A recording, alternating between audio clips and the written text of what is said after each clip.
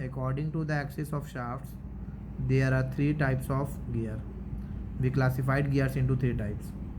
अगर if both axes are parallel तब उसमें हमें तीन गियर पढ़ना है, spur gear, helical gear and double helical gear. पहले ये समझते हैं कि अगर दोनों एक्सिस पैरेलल है तो कैसे एक एक्सिस से दूसरे एक्सिस में हमें पावर ट्रांसमिट करना है विदाउट एनी स्लिपिंग, मतलब बिना एनर्जी लॉस किए कैसे ट्रांसमिट कर सकते हैं। सबसे पहले हमें एक सरफेस जनरेट करना पड़ेगा।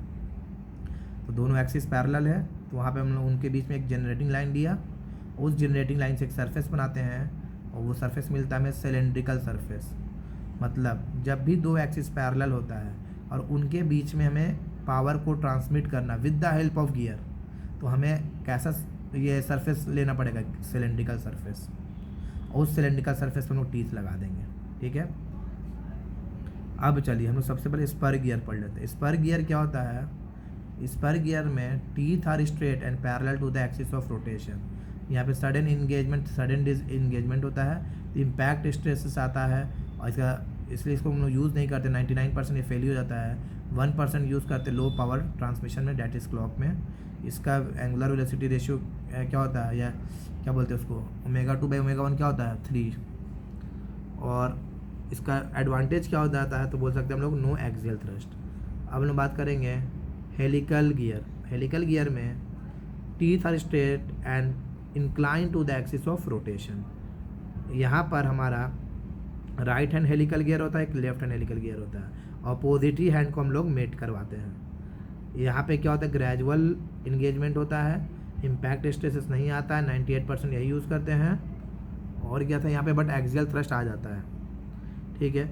और अगर यही axial thrust beyond the limit हो जाए, in case of racing car, formula 1, XUVs 4x4, जहाँ पे एक्सियल थ्रस्ट बहुत ज़्यादा आ गया, तब इसी हेलिकल गियर में हम लोग मॉडिफाई करते हैं और हम लोग बनाते हैं डबल हेलिकल गियर।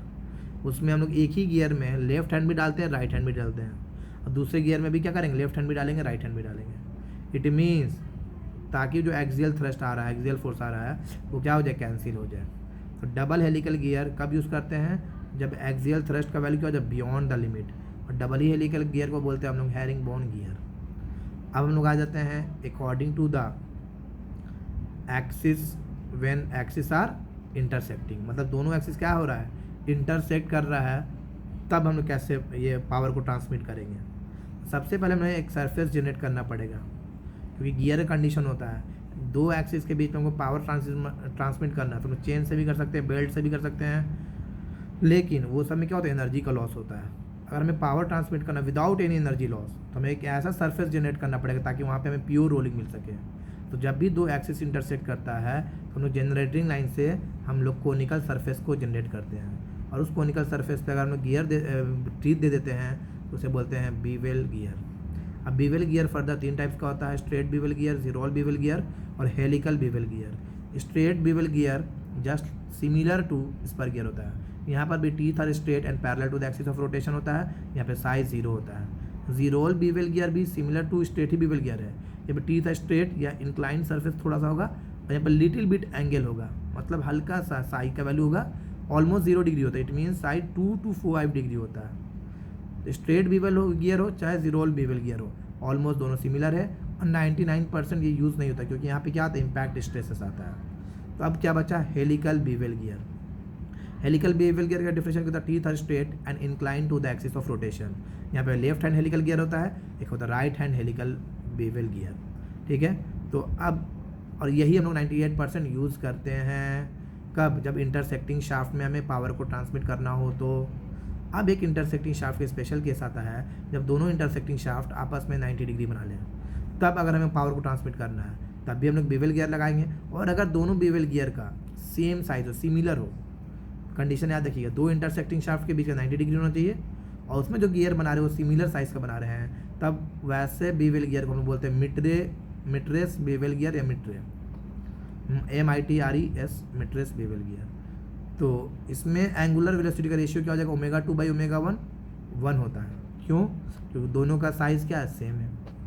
अब लास्ट, अगर हमें पावर को ट्रांसमिट करना है दो ऐसे एक्सिस के बीच में जहाँ पर दोनों एक्सिस क्या हो, neither parallel nor intersecting axis. यहाँ पर पहला सबसे इंपॉर्टेंट बात, प्योर रोलिंग नहीं मिलता है। प्योर रोलिंग नहीं मिलता है, मतलब यहाँ पे रोलिंग मिलता है, मतलब रोटेशन तो मिलेगा एज वेल एज स्लाइडिंग मिलेगा, पार्शियल स्लाइडिंग मिलता है। और स्लाइडिंग से हमें कोई दिक्कत नहीं था, हमें दर्द कहाँ पे था, स्लीपिंग में। स्लीपिंग क्या होता है, इन दी डायरेक्शन ऑफ मोशन जो स्लाइड करे उसे बोलते हैं स्लीपिंग, और जिस डायरेक्शन में मोशन कर रहे हो उसके अलावा कहीं पे तुम स्लाइड कर रहे हो तो उसे हम लोग बोलते हैं स्लाइडिंग। तो यहाँ पे प्योर रोलिंग नहीं मिलता, क्या मिलता है हमें मिलता है सिर्फ और सिर्फ रोलिंग। तो रोलिंग मतलब रोटेशन तो मिलेगा बट पार्शियल स्लाइडिंग भी मिलेगा, और स्लाइडिंग चलेगा, स्लीपिंग नहीं होना चाहिए गियर के केस में, ठीक है। अब दूसरा इंपॉर्टेंट बात, यहाँ पर किसी को भी हम लोग ड्राइवर डिवर नहीं बना सकते हैं।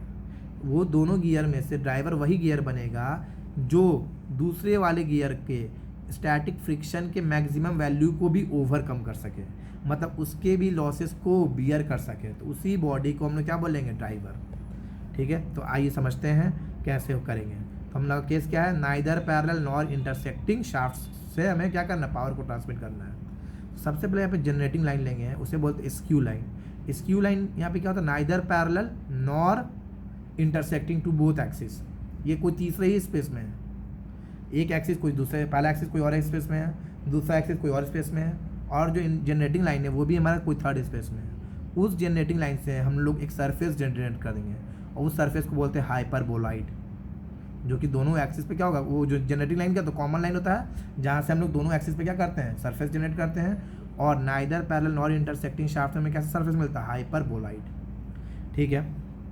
अब आज ये एक इम्पॉर्टेंट चीज़ समझ जाते हैं, अगर neither parallel nor intersecting shafts के बीच का डिस्टेंस जो कि ऑफसेट है वो बहुत स्मॉल हो, तो ये पूरे हाइपरबोलॉइड को फिट करना इम्पॉसिबल हो जा रहा है। तो हाइपरबोलॉइड का कुछ छोटा सा पार्ट लेते हैं, छोटा सा पोर्शन लेते हैं, इसे बोलते हैं हाइपॉइड, ठीक है। अब हम बात करेंगे कुछ इंपॉर्टेंट एग्जांपल्स जिसमें हम लोग पता चल जाएगा कि कौन सा क्या बोलते हैं ड्राइवर होगा, कौन सा डिवन होगा, क्योंकि यहाँ पे हम लोग किसी भी बॉडी को ड्राइवर डिवन नहीं बोल सकते हैं। पहला एग्जाम्पल था हाइपॉइड क्राउन, हाइपॉइड क्राउन। समझो एक चीज़ तो मैं इंपॉर्टेंट बताना भूल गया, जब भी neither parallel nor intersecting shafts को कनेक्ट करने के लिए जनरेटिंग लाइन से हम क्या बनाते हैं, हाइपरबोलॉइड, और ऐसा जो गियर मिलता है इसे बोलते हैं स्पाइरल गियर या बोलते हैं स्क्यू बीवेल गियर। इसे कोई क्लासिफिकेशन नहीं होता, बस एक ही होता है, स्पाइरल गियर या तो स्क्यू बीवेल गियर। आइए बैक टू पवेलियन, एग्जाम्पल हम लोग देख रहे थे। हमने क्या बोला है, पहला होता है कि हाइपॉइड क्राउन, हाइपॉइड भी स्पाइरल गियर है, क्राउन भी स्पाइरल गियर है। क्वेश्चन क्या आता है इसमें, तो ड्राइवर कौन है, तो याद रखना हाइपॉइड ड्राइवर होता है, मतलब हाइपॉइड ही चला सकता है क्राउन को। दूसरा एग्जाम्पल बहुत इंपॉर्टेंट होता है, वॉर्म एंड वॉर्म व्हील।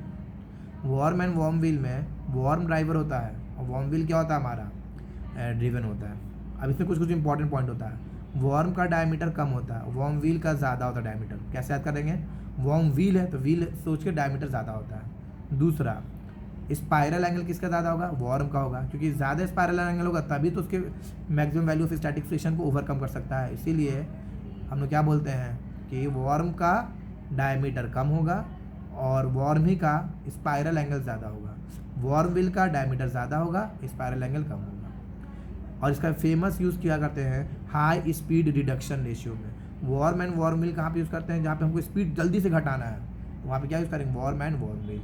इसका हम लोग एक जगह और यूज़ करते हैं, इन रिवर्स लॉकिंग। इन रिवर्स लॉकिंग मतलब हमको पता है वॉर्म ही वॉर्म व्हील को घुमा सकता है, वॉर्म व्हील तो वॉर्म को नहीं घुमाएगा। इसी चीज़ का हम लोग फ़ायदा उठा के हम लोग रिवर्स लॉकिंग में भी इसको यूज़ कर सकते हैं। लाइक इन गिटार, गिटार में जो स्ट्रिंग होता है वो एकदम टाइट रहता है, क्योंकि वहाँ पे कौन सा कनेक्शन होता है, वॉर्म एंड वॉर्म व्हील, ठीक है। तो जैसे देखो हम लोग जब उसको टाइट करते हैं तो वॉर्म हमारे हाथ में रहता है, बट उसमें आउटपुट क्या, तो वॉर्म व्हील। वो अपने ढीला क्यों नहीं हो पाता, क्योंकि वॉर्म व्हील से वॉर्म कभी घूमेगा ही नहीं। तो हम लोग रिवर्स लॉकिंग में भी वॉर्म एंड वॉर्म व्हील को यूज़ कर सकते हैं, बट मेन इसका फंक्शन क्या होता है, हाई स्पीड रिडक्शन रेशियो। हमें कहीं पे भी हाई स्पीड रोकना है। तो ये था हमारा classification of gears according to the axis of shaft. ये वेरी वेरी इंपॉर्टेंट है, यहाँ से एक क्वेश्चन आएगा ही आएगा हर PSU में। That's all from my side, thank you and have a nice day.